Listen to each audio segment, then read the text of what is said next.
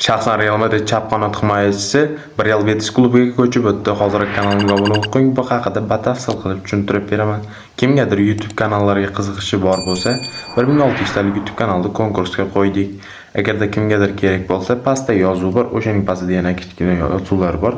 O'shaning ustiga bossangiz, o'sha yerda shartlar tushuntirilgan video chiqadi. O'sha yerda shartlarni tushuntirilgan. O'zingizga kerak bo'lsa, agar YouTube kanal 1600 talik o'sha yerda konkursga qo'yilgan. Kimlarga kerak bo'lsa kirib ko'rishingiz mumkin. Frank Garcia Real Betisga 4 million yevro evaziga ko'chib o'tdi.